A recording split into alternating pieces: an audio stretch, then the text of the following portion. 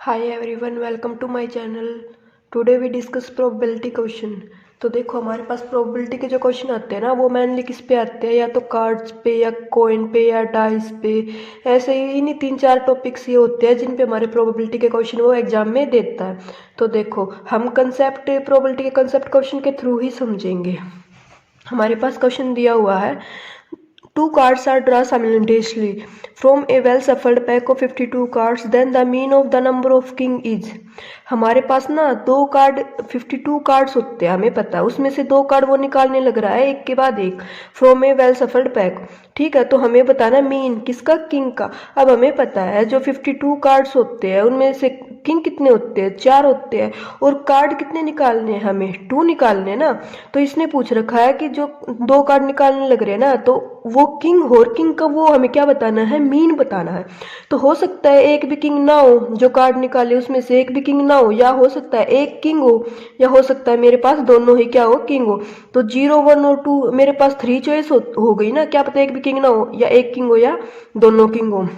तो देखो, हमें पता होता है रिक्वायर्ड प्रोबेबिलिटी क्या होती है, number of favourable case by total number of case. अब फेवरेबल केस क्या होता है हमारे पास, जो हमारे उसमें होता है कि हमारे फेवर में हो। जैसे अभी मुझे किंग चाहिए है, तो किंग मेरा क्या हो जाएगा, यहाँ पे फेवर में हो जाएगा। और उसके बाद हम देखेंगे टोटल नंबर ऑफ केस की, किंग हो सकता है, नहीं हो सकता है, कितनी चॉइसेस, जब वो क्या हो जाता है मेरा टोटल नंबर ऑफ केसेस। देखो, जैसे मैंने 2 कार्ड्स ड्रॉ किए, let X is the number of denote king. तो किंग की पॉसिबिलिटी क्या है, 0 या 1 या 2। तो देखो मैं कैसे निकालती हूँ, अब हमें बाइनोमियल डिस्ट्रीब्यूशन पता होता है ना। बाइनोमियल डिस्ट्रीब्यूशन तो क्या होता है मेरा, x is equal to R के लिए जब निकालते हैं तो वो एन सी आर पी की पावर आर क्यू की पावर एन माइनस आर, इस टाइप से होता है ना। तो देखो, हमारा उसका यूज है नहीं, बट मैं एक वैसे बताने लग रही हूँ आपको। इस चीज को क्या बोलते हैं हम, बाइनोमियल डिस्ट्रीब्यूशन बोलते हैं। अब देखो, probability of x is equal to 0, मतलब एक भी किंग नहीं है, एक भी किंग नहीं है। तो टोटल नंबर ऑफ कितने हैं, 52।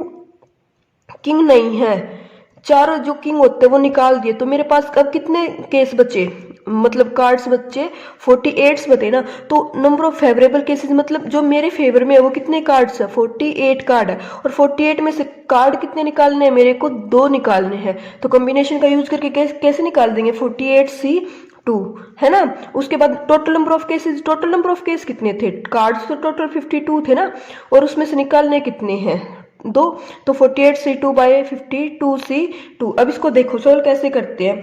एक तो आप सोल्व करोगे 48 फैक्टोरियल, 2 फैक्टोरियल और 46 फैक्टोरियल, है ना। फिर इसको सोल्व करोगे 48 into 47 into 46 factorial divided by 2 into 46 factorial. इससे ये कैंसिल और इसको ऐसे कर दोगे, है ना।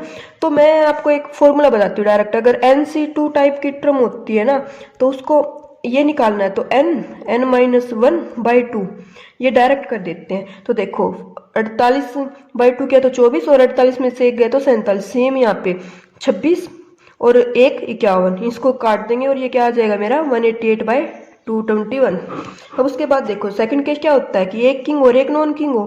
तो किंग के लिए चॉइस कितने, किंग टोटल 4 होते हैं, और नॉन किंग 48 एलिमेंट जो कार्ड्स हो गए, तो 48C1, और टोटल कितने थे 52C2। इसको भी सोल्व कर देंगे सिमिलरली, इसका कितना आ जाएगा 32 बाई 221।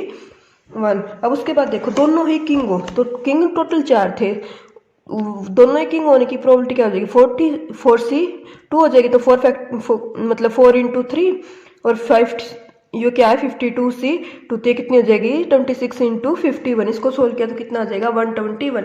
अब मुझसे पूछ क्या रखा है, मुझसे पूछ रखा है मीन बताना है इनका। तो मीन के लिए स्टैटिस्टिक्स में प्रोबेबिलिटी ये पढ़ते ही है, पता ही होता है मीन क्या होता है। अगर टेबल बनाए एक्स चॉइसेस लिख लेंगे और उनकी क्या लिख लेंगे, प्रोबेबिलिटी लिख लेंगे। तो x 0, 1 और 2, प्रोबेबिलिटी कितनी हो जाएगी इनकी, ये पुट कर दी। मीन ऑफ x क्या होता है, फॉर्मूला होता है हमारा, क्या फॉर्मूला होता है, XI PXI। तो XI क्या होता है, ये चॉइसेस, और PXI जो ये वैल्यू निकाली है ये। तो XI 0 पुट किया तो PXI की value 188 by 221, plus X1 put किया तो 2 बाई 221, प्लस x2 पुट किया तो 1/21, इनको ऐड किया 32 + 2 34/21। तो कौन सा ऑप्शन ट्रू हो गया हमारा, इससे ऑप्शन नंबर डी ट्रू हो गया। बस हमें एक जो ये वाली चीज़ है ना, ये पता होनी चाहिए। रिक्वायर्ड प्रोबेबिलिटी क्या होती है, number of favourable case by total number of case. Total number of case क्या होता है, जितने हमारे पास केस हो सकते हैं, और फेवरेबल जो हमारे फेवर में। जैसे अब मुझे पता था कि एक भी किंग नहीं है, तो किंग नॉन किंग कार्ड कितने हो जाएंगे मेरे पास, 48 कार्ड हो जाएंगे, तो वो मेरे क्या है, फेवर में हो गए। सिमिलरली एक किंग के लिए और एक नॉन किंग के लिए भी ऐसे निकाल देंगे।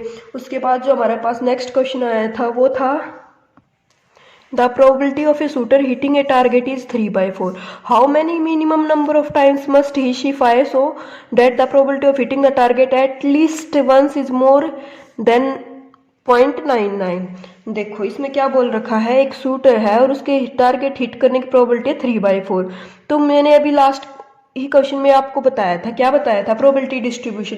प्रोबेबिलिटी डिस्ट्रीब्यूशन क्या होता है, जब एक से ज़्यादा चांसेस के लिए यूज करना हो ना, तो हम क्या यूज करते हैं, बाइनोमियल डिस्ट्रीब्यूशन। बाइनोमियल डिस्ट्रीब्यूशन क्या होता है, P X is equal to R N C R P की पावर आर, और क्योंकि एन सी आर पी की पावर आर क्यू की पावर एन माइनस आर।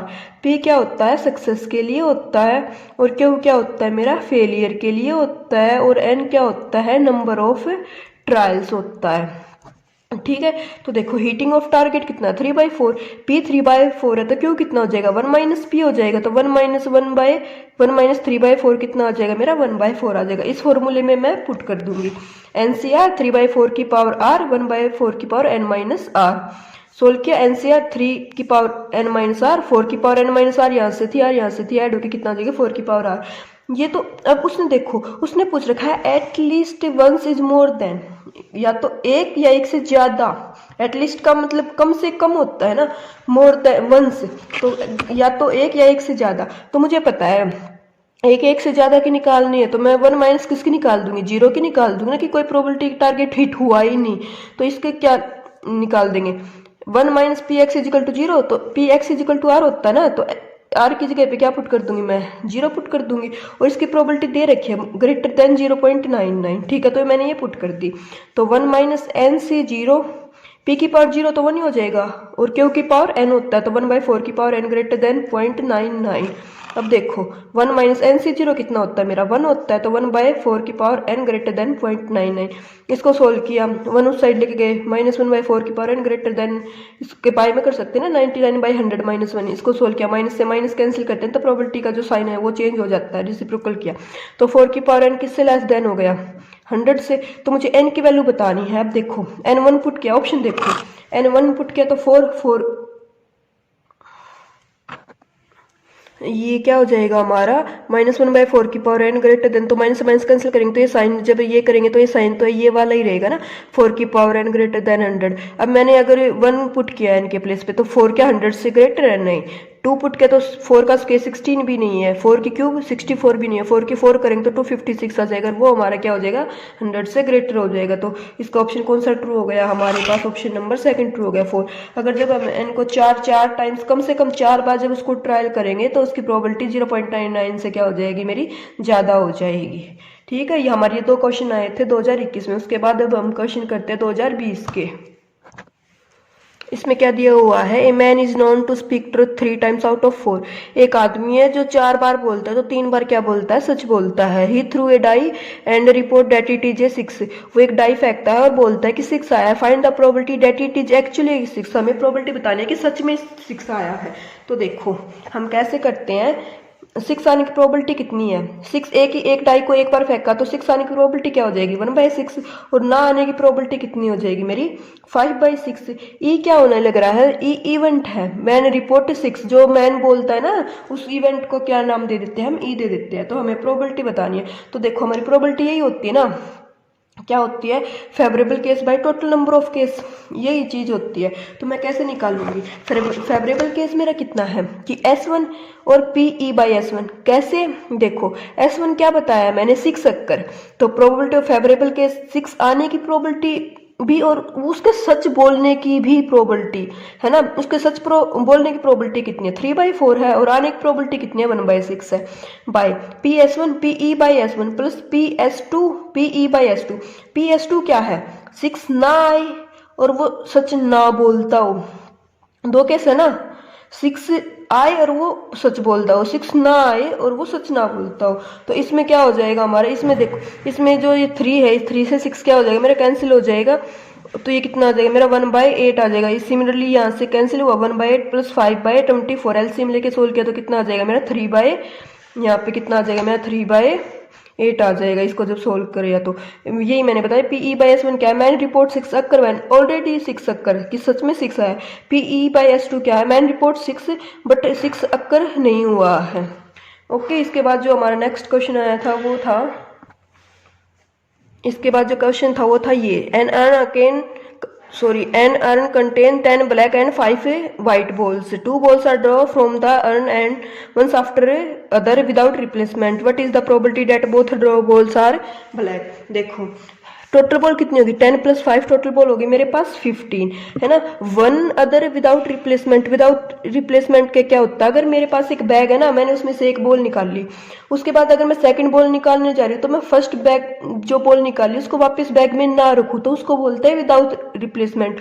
और विद रिप्लेसमेंट क्या होता है, अगर मैंने एक बॉल निकाली उसके बाद सेकंड बॉल जब मैं निकालने लग रही हूँ ना, तो मैं फर्स्ट को वापस से उसमें डाल दूँ ना, तो वो हो जाता है विद रिप्लेसमेंट। और जो विदाउट रिप्लेसमेंट होता नहीं, ये होता है इंडिपेंडेंट इवेंट, कि जो सेकंड बॉल निकाली उसको फर्स्ट वाली से कोई फर्क ही नहीं पड़ रहा हमारी कि वो निकाल ली या नहीं निकाल ली है। और जो विद रिप्लेसमेंट होता है उसमें जो सेकंड बॉल है वो डिपेंड हो जाती है फर्स्ट पे। तो जो विदाउट रिप्लेसमेंट होता है ये होते हैं मेरे इंडिपेंडेंट इवेंट। तो जो ये इवेंट है हमारी, ये क्या हो गए, इंडिपेंडेंट इवेंट हो गए ना। और इंडिपेंडेंट इवेंट के लिए हमें फॉर्मूला पता, probability of A intersection B is equal to probability of A into probability of B by A. तो देखो प्रोबेबिलिटी ऑफ ए क्या बोलने लगा, हम मान लेते हैं फर्स्ट बॉल जो है वो ब्लैक आई, तो ब्लैक बॉल टोटल कितनी थी, 10 थी, चॉइसेस कितनी थी, 15 थी, तो 10/15 इंटू, अब देखो सेकंड में क्या है, एक बॉल कम हो गई, उसने वापस नहीं डाली ना, तो बॉल तो कितनी होगी, कम हो गई, और वो ब्लैक ही कम हुई, तो ब्लैक बॉल कितनी है अब हमारे पास 9, और टोटल बॉल कितनी होगी बैग में 14, तो 9/14। इसको कैंसिल कर देंगे, 2 इंटू 3, 3 से 3 कैंसिल, तो 3/2 से 7 कैंसिल, 3/7 हमारा क्या आ जाएगा, इसका आंसर आ जाएगा ऑप्शन कौन सा, 2 हो जाएगा हमारा, सेकंड ऑप्शन 2 हो जाएगा। इंडिपेंडेंट और डिपेंडेंट इवेंट का वो समझ आया ना, इंडिपेंडेंट कब होते हैं, जब वो एक दूसरे पे डिपेंड ना हो, हमें सेकंड बॉल का कुछ वो है ही नहीं। ये इसमें बोथ वाला जो रिजल्ट होता है ना, ये बोथ वाला रिजल्ट है, बोथ जहाँ पे आ जाता है ना वहाँ पे इंडिपेंडेंट इवेंट का वो हो जाता है। और बोथ का रिजल्ट पता है, intersection B equal to PA.PB/A, A already occur और बी की बतानी है, तब क्या हो जाएगी, ठीक है। उसके बाद जो हमारा नेक्स्ट क्वेश्चन आया था वो क्या आ गया था, probability of A they the 0.4, B/A दे दी, और हमें बतानी है A closure union B closure. तो देखो इसका मुझे पता है PA यूनियन B डैश की बतानी है, तो डी मॉर्गन लॉ होता है, ए इंटरसेक्शन बी अगर होल का क्लोजर होता है ना, ये डैश ऐसे लगा दो या ऊपर क्लोजर लगा दो, बात एक ही होती है। इजिकल टू इसको क्या बोलते हैं, इंटरसेक्शन तो यूनियन में हो जाता है और ये अलग अलग से हो जाता है ऊपर, और अगर यूनियन पे होल पे है तो ये अलग अलग से हो जाएगा। और यूनियन मतलब याद कर लो, इंटरसेक्शन यूनियन में चेंज होता है और यूनियन इंटरसेक्शन में चेंज होता है, होल पे तो एक एक पे हो जाएगा, ऐसे होता है। तो देखो, और अगर एक एक पे है तो सीधी सी बात, अब यूनियन एक एक पे था ना हमारे यहाँ, तो इसको इस साइड भी लिख सकते हैं। तो इसको क्या लिख दिया मैंने, PA dash union B dash is equal to PA intersection B का होल क्लोजर। अब मुझे पता है A इंटरसेक्शन B का whole closure 1 minus PA intersection B लिख सकती हूँ, मैं लिख सकती हूँ। अब PA/P इंडिपेंडेंट इवेंट के लिए मैंने फॉर्मूला भी ऊपर वाले क्वेश्चन में बताया ना, क्या हो जाता है, PA इंटू PB/A, A की वैल्यू भी है, B/A की वैल्यू भी है, दोनों पुट कर दी, 0.2 आ गई।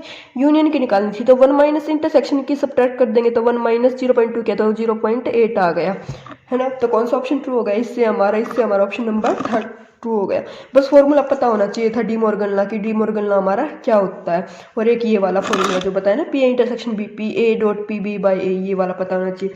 इसके बाद हम क्वेश्चन डिस्कस करते हैं 2019 में जो क्वेश्चन आए थे वो क्या आए थे हमारे पास। ये फर्स्ट क्वेश्चन था, इसमें क्या दिया हुआ था, and contain 9 balls of which 3 are red, 4 are blue and 2 are green. एक बैग है उसमें 9 बॉल है, 3 रेड है, 4 ब्लू है और 2 ग्रीन है।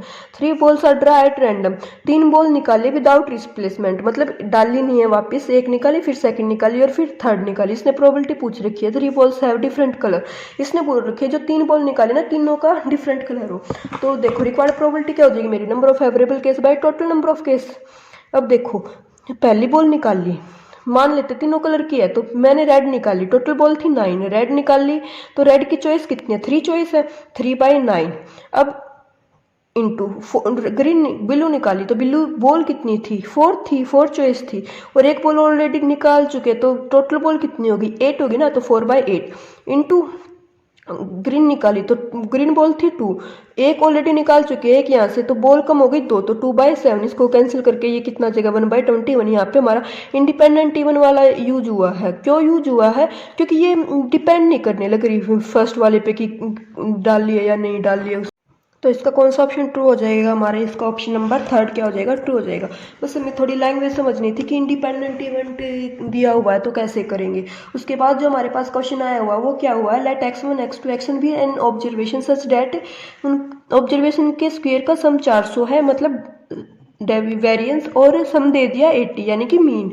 Then a possible value of n among the following is, n की वैल्यू बतानी है कि ऐसी वैल्यू जिनका मीन तो 80 आता है और जिनका वेरिएंस कितना आता है हमारा 400। तो इसके लिए देखो हमारे पास ना एक रिजल्ट होता है, m of mth power greater than होता है mth पावर ऑफ एन, ये इसका ना मैन वो है, आप इसको याद कर लो, अगर इस पे बेस क्वेश्चन आता है तो उसको ऐसे ही सोल्व करना है।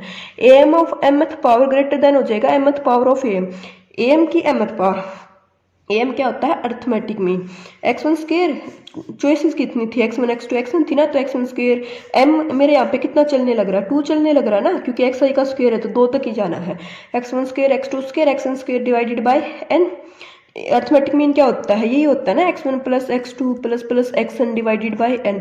तो mth पावर करनी है इसकी, ठीक है, ये ग्रेटर देन किससे हो जाएगा, mth पावर ऑफ am जो आया है उसकी mth पावर यानी कि x1 plus x2 by n का स्क्वायर। अब इनकी वैल्यू पुट कर दो, इसको क्या लिख सकते हैं, x1 टू xn गया है तो इसको मैं क्या लिख सकती हूँ, xi स्क्वायर बाई n ही लिख सकती हूँ ना, तो 400 by n greater than 80 square whole by n square. अब यहाँ से एन से एन कैंसिल मत कर देना, हम क्रॉस मल्टीप्लाई करते हैं, 400 square greater than 6400 n।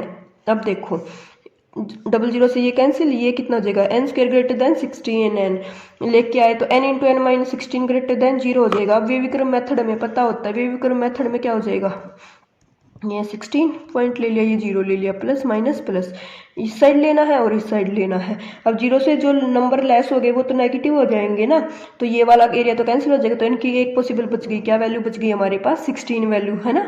N किससे ग्रेटर दोनों होना चाहिए हमारा, 16 से, तो 16 से ग्रेटर देन कौन सा नंबर हमारे पास, 18 ही है ना, तो एक ही चॉइस है ऑप्शन नंबर 3। उसके बाद जो क्वेश्चन आया था वो था हमारे पास ये वाला, इसमें क्या दिया हुआ है, ए और बी 2 इवेंट्स है, प्रोबेबिलिटी ऑफ ए ये है, बी ये है, ए बाई बी ये है, और हमें A intersection A closure intersection B की बतानी। तो देखो ए इंटरसेक्शन बी क्लोजर के लिए पता है यू इंटरसेक्शन किस में चेंज हो जाएगा, यूनियन में होल क्लोजर हो जाएगा। अब probability of A union B के क्लोजर की क्या बताते हैं, 1 माइनस कर देते हैं, ये तो फॉर्मूला हमें पता ही है, इसको क्या बोल देते हैं, P A plus P B minus P A intersection B. अब देखो पी ए की वैल्यू भी दे रखी है, पी बी की वैल्यू भी दे रखी है, इंटरसेक्शन की हम निकाल लेते हैं इस वाली हेल्प से।